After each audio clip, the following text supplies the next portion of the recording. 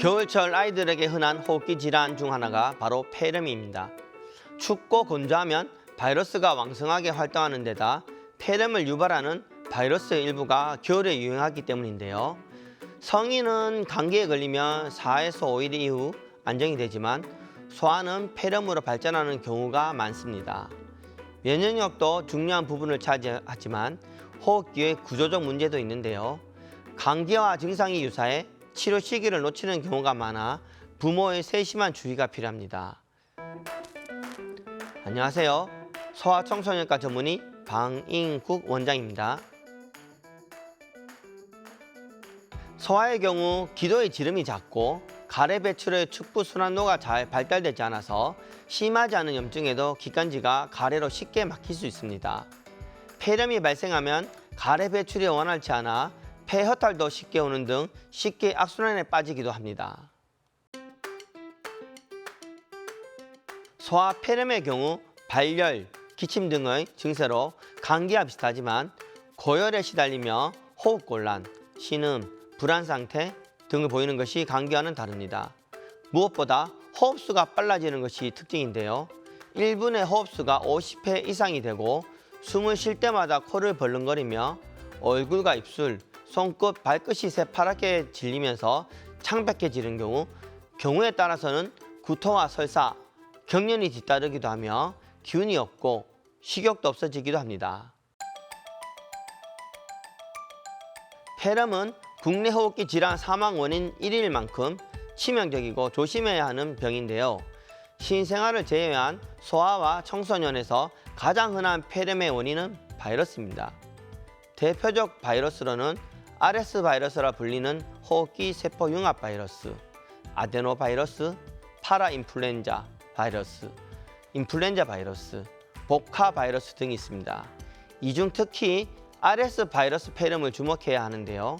이는 영아기 폐렴의 가장 흔한 원인으로 호흡곤란이 심한 경우가 많고 종종 무호흡을 동반하기도 합니다.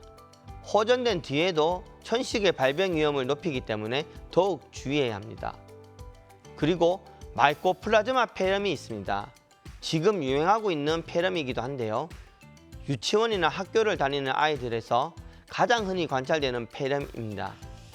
발생 빈도가 높아 5세에서 9세 소아에서는 전체 폐렴의 33%, 9세에서 15세 소아에서는 전체 폐렴의 70%를 차지합니다.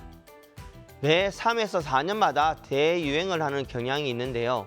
현재 유행이 번지고 있는 상황입니다. 5일 이상 고열이 지속되는 것은 물론 기침, 가래가 오래가고 일반 항생제와 해열제를 써도 차도가 없는 것이 특징인데요. 특히 마이코플라즈마에 관련된 영유아가 다른 바이러스에 동시 감염될 경우 폐렴 증상이 악화되면서 후유증이 남을 수도 있어 주의를 요합니다. 일반적으로 바이러스 폐렴은 대증 치료를 하면 3에서 7일 후 저절로 낫습니다. 세균 폐렴은 원인 세균에 알맞은 항생제를 적절히 사용하면 3일 이내에 열이 떨어지고 일주일 사이에 기침 등 호흡기 증상이 확연히 감소합니다.